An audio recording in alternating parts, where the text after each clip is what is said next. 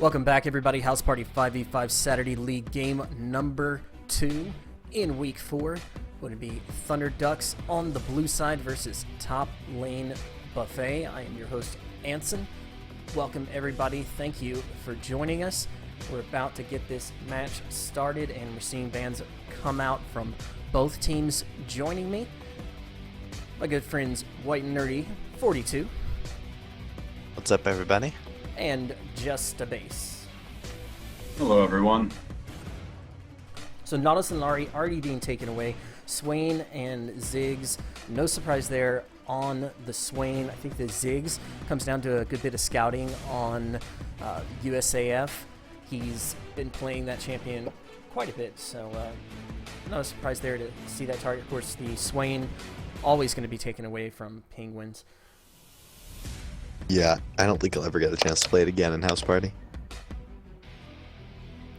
It's a good feeling. Tetuani band coming out. That's pretty solid. It's a lot of more hard CC and just a very strong tank jungler. Harder engaged than Zach, who is the other ban. Yeah, no surprise to see the Zach either. I think people have caught on since Leash changed his name from Rom. Yeah, that's the guy that plays the Zach. So Zach being taken away from him, and Wilson Jones with the first pick gonna get Scion. That's an interesting pickup.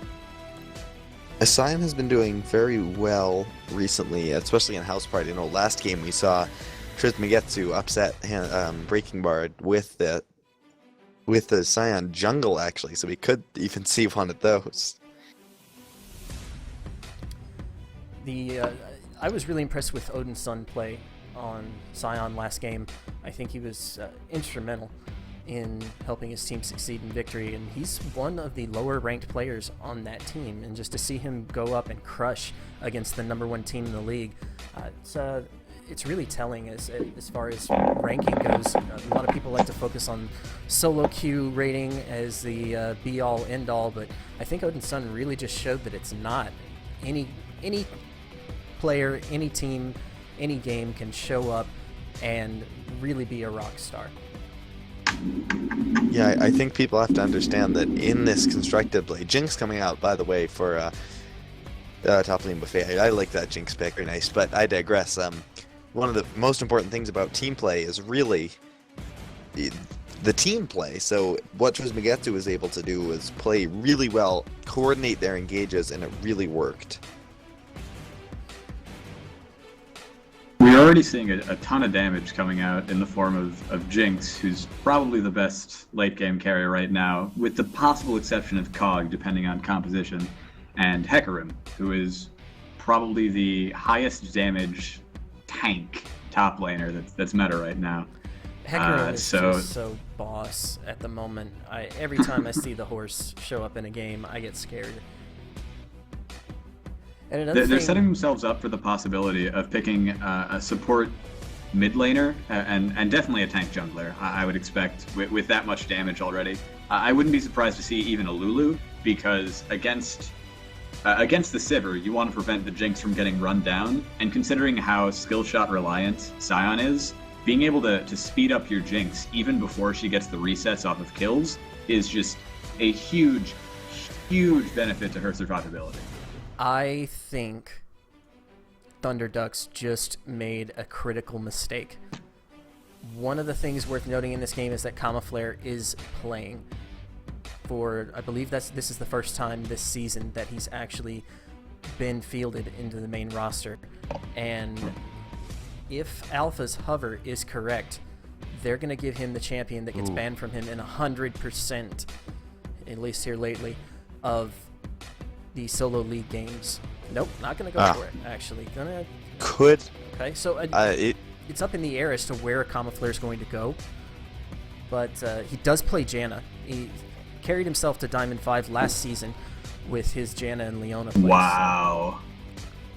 Wow, look at that. That is such a punishing Urgot against the Jinx. Urgot is just the perfect anti-carry, especially if you're in a mobile ADC.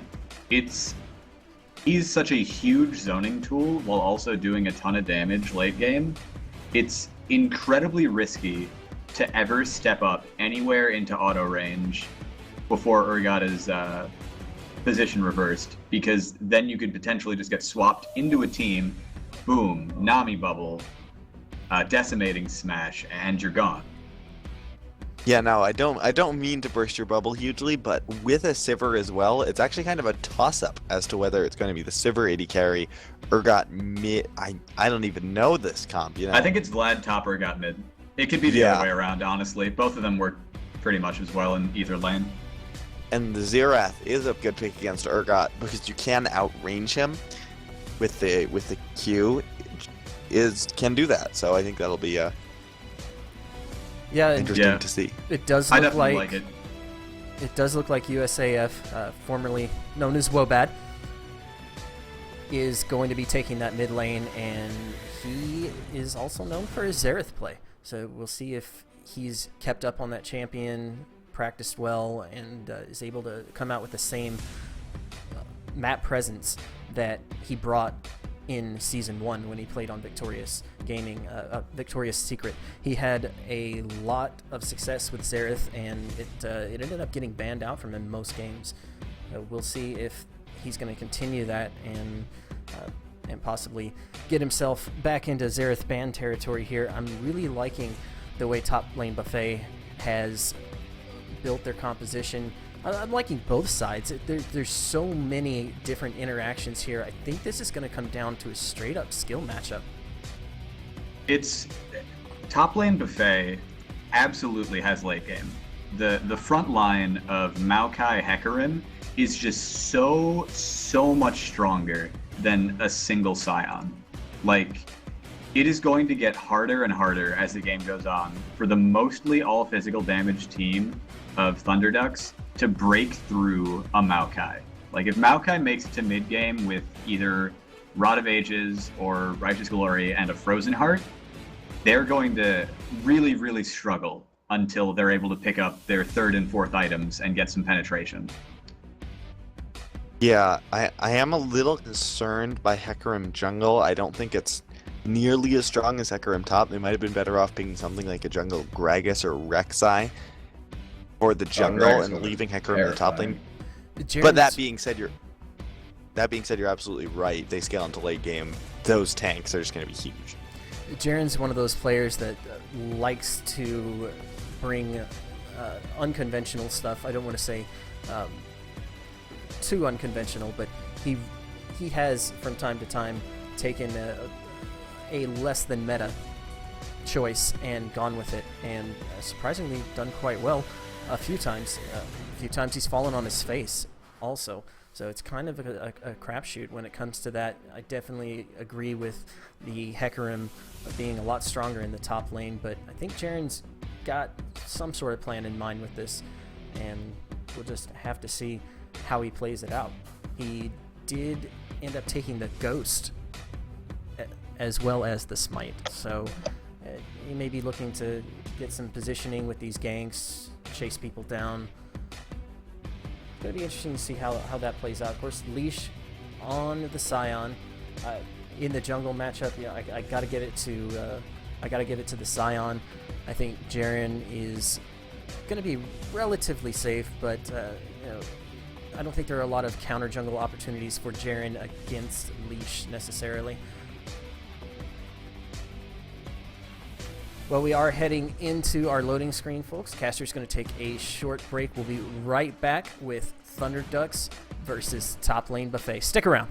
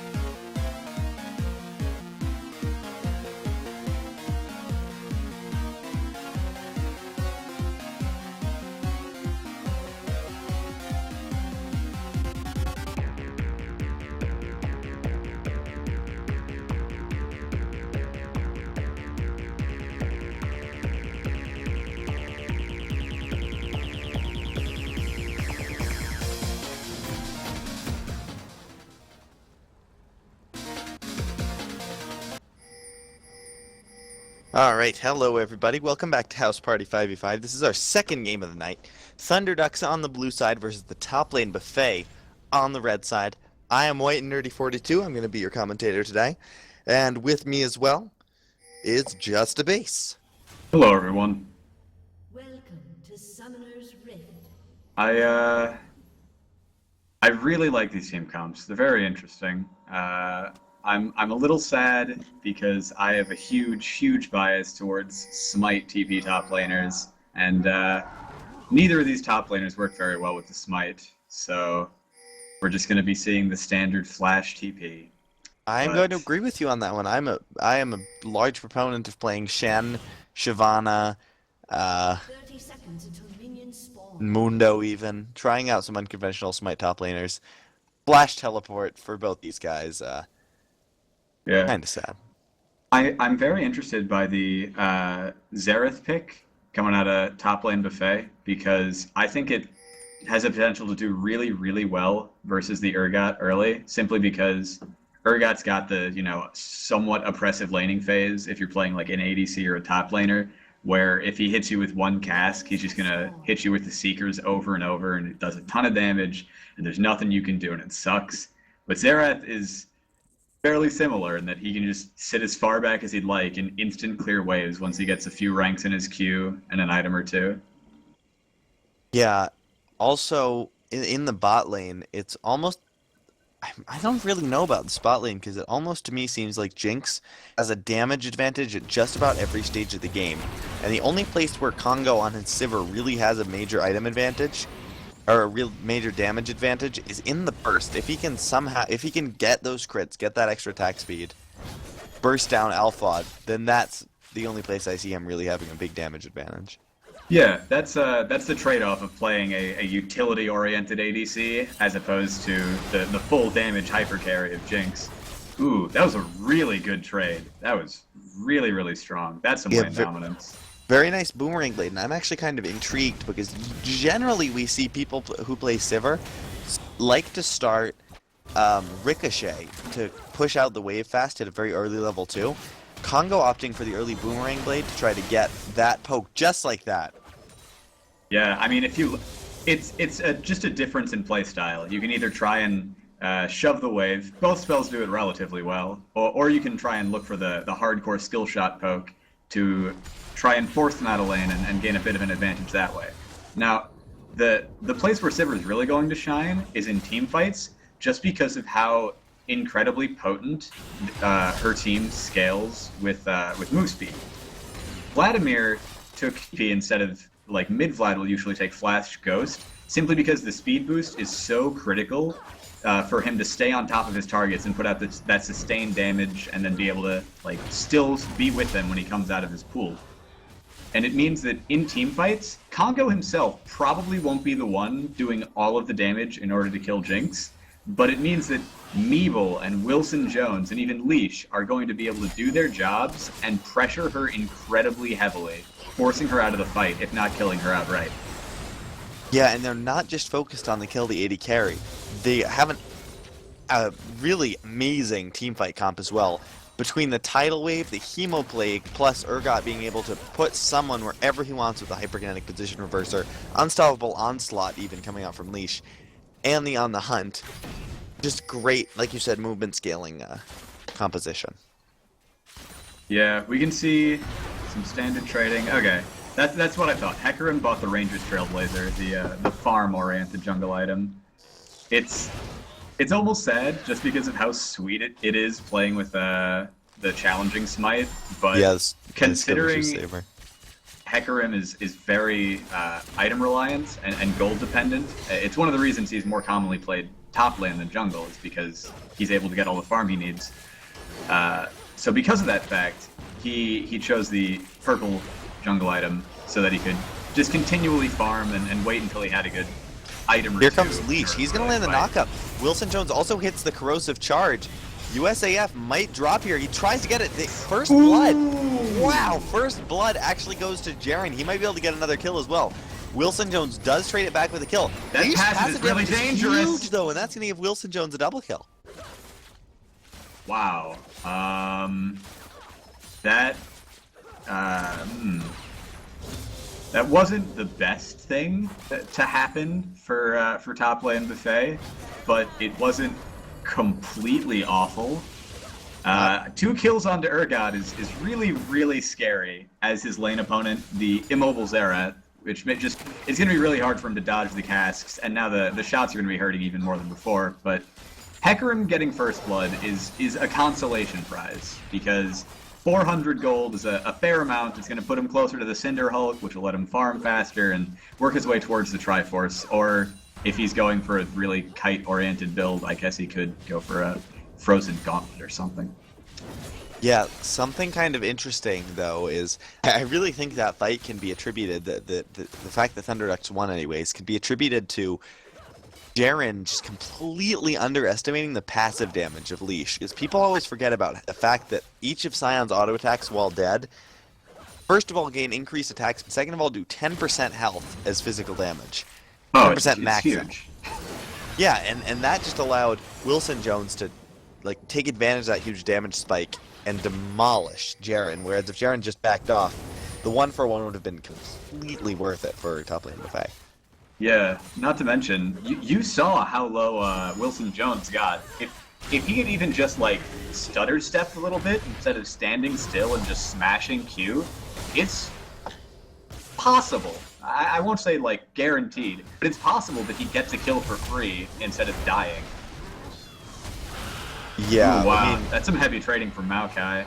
Yeah, Penguins might be able to do something. Hemoplague does come out. It's going to be more or less an even trade coming out of these top laners. Thunderduck still has a ward in the bottom lane brush, but here comes Jaren. Nice bubble coming out of Dev. Jaren's still going to, looks like it wants that empowered auto attack. He can't do anything. Congo wastes the spell shield, doesn't matter too much. Meeble and Penguin still, both with incredible amounts of sustain, just going to have Look at that damage. Each shot onto Usav is 20% of his health, and he's getting off at least 2 if he hits a cast. That's so punishing, because Xerath hasn't had time to get enough farm to be able to instant clear the waves and just never have to look at Urgot. Yeah, I mean, Wilson Jones is just doing so much damage. The Fiendish Codex on USAF is going to run him out of mana pretty fast, especially considering he can't take advantage of his passive too much because he doesn't really want to get into auto attack range of Wilson. Oh, absolutely Leash not. here, gonna try to do a gank on Penguins, hits the knockup, gonna back off. Decent enough. In the mid lane, hyperkinetic position reverser does come out of Wilson Jones. He is going to get that. He is going to get that extra stuff. Meeble flashes. Can't get anything out of it, but Wilson Jones can. He's going to follow up with a flash as well. That was a very interesting play because Leash Unstoppable now. Onslaught misses. Leash is a little. Leash is in a little deep here. Okay, Leash. Oh, he he's might dead. go down. He's dead to Q. There it is. Oh, he misses Whoa, the Q. He didn't charge it up enough. What was that flash? What is happening? Oh, and he's not even going to ult and try to get the kill here on Leash. Oh, USAF could try, but he's not going to. Why would you not try for... Oh, he doesn't have mana. That's why. Oh, I thought he had enough. That was why he flash autoed to get mana to Q, but he was just barely out of initial Q range. So he didn't he should have tried to charge it up. Irrelevant either way. Oh, Dev might actually be going down here. The bubble does get alpha just on the edge. That was clutch saving himself. So that play mid lane was actually very interesting because as odd as Leash's gank top looked, the only reason they were able to turn it around onto top lane Buffet was because Leash had immediately ganked top and forced Penguins into under his tower at 30% HP mana. Both top laners had teleport. but only Meeble showed up because he was full health. He didn't have to worry about CSing under tower or teleporting in and immediately dying. So when the gank came out, it turned from a 2v1 into a 2v2 into a 3v2 because Leash was there as well. Yeah, here you see Penguins is still able to quite outtrade Meeble, but not quite. It's not too much of an outtrade just because Meeble also has that sustained backup. It's getting into the wet noodle fight territory that we've seen so many times. Yeah, won't be staying there for too long. Once Penguins completes his Roa, assuming he's going for Roa, it could just as easily be a Righteous Glory in order to counteract the Sivir ulti, but I wouldn't. Maokai's bases scale pretty heavily, and Vlad won't be looking towards defensive items for a while, unless he goes for the second item, Spirit Visage, which I don't think is that phenomenal. Might This be is in trouble. dangerous. On the Hunt is being forced to be popped, but it looks like Jaren's still going to come in. The exhaust comes out. What a Congo, flash. spell shields, devastating charge, and now they're going to be able to try to fight on Jaren. What was that onslaught of shadows? Congo is going to get knocked back into the team. I'm not sure what's going on in all this game. Wilson Jones roaming down is going to pick up the kill. Top lane, if he realizes they're in a very bad spot. Oh, there's Wilson the Maokai taking on the double teleport this kill. time. Teleport coming in from Ping. Wilson, hyperkinetic position reverser. He's going to get knocked right out of it. Still gaining the armor and magic resist. Can he get one more shot onto Ping? Yes, he can. And it's going to be another kill. 6-0 on Urgot. Thunderducks with a 3,000 gold lead. You know, as a reasonable human being, and someone who occasionally enjoys playing the top lane, I hate Urgot. I hate playing against Urgot. Watching him be played is more fun, but you still feel for the people who now have to deal with the 6-0 Urgot at 11 minutes. Yeah, 6-0 Urgot sitting on 1,700 gold. He can get a Brutalizer. He can start building for the Frozen Heart. He can really get whatever he wants. Darren's got to be careful. He has no items. Yeah, he's not at a point where he should be dueling. A couple things to note about that fight. First off, Congo spell shielded the devastating charge from Jaren, stopping the knockback and that extra damage from happening. And second off, I think we all saw Jaren's kind of odd onslaught of shadows.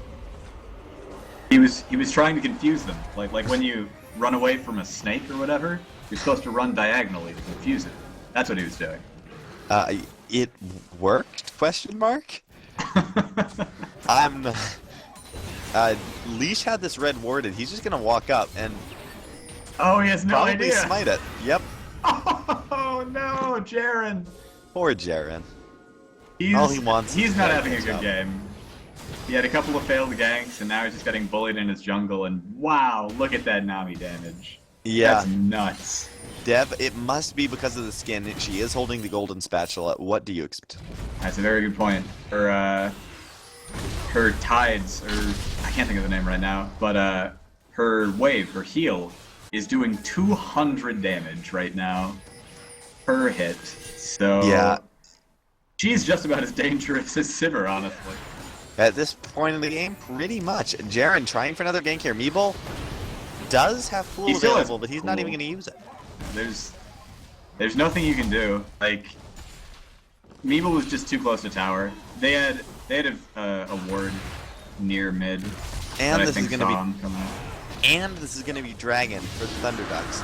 We're only 13 minutes in, and it's already almost 5,000 gold. Everything is going right now for Thunderducks, and everything is going wrong for top lane Buffet. Yeah, barring Ooh. some. Oh, flash And here comes reverser. Wilson Jones on the hunt is Bob. USAF, the tidal wave hits, and the tidal wave gets the kill.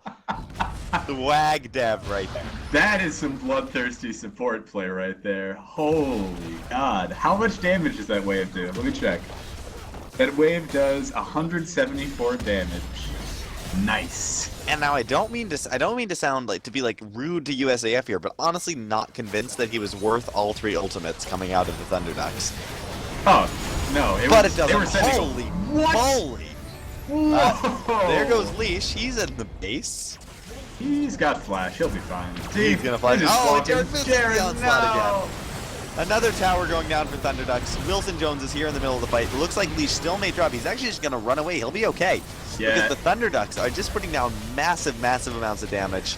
Dev is going to go down. That's Who's vengeance. second kill of the game? Oh, and the death push is being set up. Oh, that was brutal. Speaking of which, you know what else is brutal? The damage coming out of Wilson Jones. Did you see what 1Q did to Alpha? Yeah, they just one bubble hit on Alpha and he just vanished because of the sheer amount of damage. And his Manamune is only at 300 stacks. He's not even close to the Muramana, and he can already do this kind of damage. And you can see it's 9,000 gold, just about, in favor of Thunderducks, and we are only 15 minutes in. This game is over. As long, like, barring no huge, horrible throws, there is no way that top lane Buffet reasonably makes it to late game and gets into a place where their comp is able to successfui outscale. There's just no way. Like, you can't try to team fight against this Urgot. Even if he doesn't hit his cask, his Qs are doing 300 damage a shot, and that's not even counting his autos. Like, he provides so much damage by himself while simultaneously being decently tanky with the Hex Drinker and Null Magic Mantle, that there's almost nothing you can do to him. And I'm guessing with the Null Magic Mantle, he's putting into Merc Treads, which are just going to be great against Fear, Slow, Snare, Stun. I'm just reading down the list. Snare from Penguins. Just pretty much everyone has some form of CC or another on top lane Buffet. The only reason I'm still convinced that top lane Buffet might have a chance is because you might know that I am a big fan of Righteous Glory, and Righteous Glory was built by Penguins. Yeah, it's certainly going to help them because, like, Penguins is not in a position to carry the game, and so he's pretty far behind. He won't be able to really do too much with the Rod of Ages. Even though Vlad isn't super far ahead, he can't afford to buy it. Instead, the Righteous Glory is going to provide a nice anti-Sivir ult, basically. Also, engage if they need it, disengage if they need it. Yeah, I don't think they'll be in a position to engage anytime soon, but they might catch someone out of position, like getting deep wards. But as it stands, it'll certainly let them run away from unfortunate encounters. And Wilson Jones, the super fed mid lane carry, is just standing at the front line because his shield is so big. He has a Hex Drinker. He's confident. This game is just spiraling out of control. Oh no, bubble onto hits. Alpha. The Unstoppable Onslaught hits onto Alpha. Everything is hitting. The turret goes down. Jaren is going to fall. The flash comes in from Dev. He gets this auto with the slow onto Alpha. Another one. The bubble is flashed. The Hyperkinetic position reversal, though, coming out. Wilson Jones is tanking tower. I don't know if he wants to be doing that. He's going to back off. Congo, the heal keeps him alive. A kill did come out for Alpha. He's going to go down, though, to the Hemoblade pop for Meeble. I got to give some serious props to blue team here. They're playing their comp very well. Like they recognize the advantage they have, and instead of doing the, let's just go back to lanes and bully our opponents. They're like, no, we're strong. Let's get the objective. They're gonna get leashed. Like, Wilson Jones, another kill. Let's die for a turret. Ooh. I wonder Jones, No. Wilson Jones could go down here. He is going to go down. Now it's just Meeble. Top lane Buffet is doing really I know we have to give props to Thunderducks. Obviously, you're absolutely right. Playing their comp, great. Shoving up, recognizing their advantages. But top lane Buffet is doing everything they can to try to get into this game, back into this game, not giving up. Even when Thunderducks are pushed under their inhibitor tower, okay, let's go in, fire up the right of the arcane, get everything we can. Yeah, that was mostly just a heavy case of overstaying, and who can blame them? I mean, it's 18 minutes into the game. You don't often have a 10k gold lead that so early, so they're like, wow, look at how strong we are. We can just crush them in fights and take the turrets, and they're like, yeah, it's been 15 seconds. I'm gonna kill you and then save my turret. Yeah, while inherently Thunderducks making these calls to stay is not necessarily a bad thing, I think they're forgetting that death timers right now are only 15-20 seconds, so they can't stay for that long. Yeah, it's Xerath has finally completed an item in a bit, and you can see his poke is hurting Dev at least. So it's not impossible that they're able to set up some nice poke, but they definitely can't contest this dragon. They have no vision around it. They're not in position, and we got a pause coming out. I wonder what's up with that. Wilson Jones is taking full advantage of his gold lead. He doesn't really want to complete an item after his Manamune. And I think that's a smart idea. Hex Drinker for a little magic resist, Merc Treads for the tenacity, Brutalizer for more damage, and then a Warden's Mail just to negate Jinx's damage and to start building into that Frozen Heart. Frozen Heart, yeah. He's going to get some serious CDR. I was almost a little surprised to see Merc Treads instead of Lucidity Boots, just for the extra CDR so you can spam as many Prey Seekers as you can. But I definitely like the tankier build, considering that like it's only the base damages that you're afraid of. Jinx isn't going to be really hurting you as you get the Warden's Mail and the Frozen Heart, which is just a natural part of your build. So the boots, especially against, like you said, such a huge amount of CC from every player, is a nice pickup. Yeah, Dragon number look at 2. how fast this dragon goes down. Wilson Jones, Congo just melting it. Oh man, what do you do here if you're top lane buffet? What can you do? Yeah, I mean, for Wilson Jones, the red team has really just been a buffet for him, just eating him up. Yeah, 9-1-3. That's 100% KP. That's props to him. He's been Wow, making plays happen. He's, I mean, wherever he is, people die. Yeah, that's a good way to look at it. It's not like, I mean, he's been like doing some map movements and being at all the team fights and everything, but a lot of time it's people come to him and he just kills them. And I think this says something about champion. I think this says something about the state of the game. Thunderducks is eyeing Baron right as it spawns, but now they're eyeing the engage. Leash popping Unstoppable Onslaught. He's going to actually connect onto Alpha, dodging through. And he hits the knockup. Dev taking a lot of damage. Exhaust coming out onto Jaren. USAF firing from the backline. Wilson Jones is going to get a kill onto Jaren. Pop Penguins into the backline. Double kill for Wilson Jones. 11-1-3 now. A couple kills. Nice Baron bait. And subsequent engage coming out of Thunderducks. That was one of the funnier Scion ults I've seen. Just It was because great. he missed the 2 people he was aiming for and then just found Jinx. Yeah, Like, Alpha okay, didn't I'll even take die. it. He just got connected on. The 20-minute Baron is just easy for Thunderducks. They don't really need to do too much special. Yeah. Jinx There's has the her same- ult to steal if she can. Yeah, it's a little Nope. too early though. Not gonna get it. Smite does come out of leash.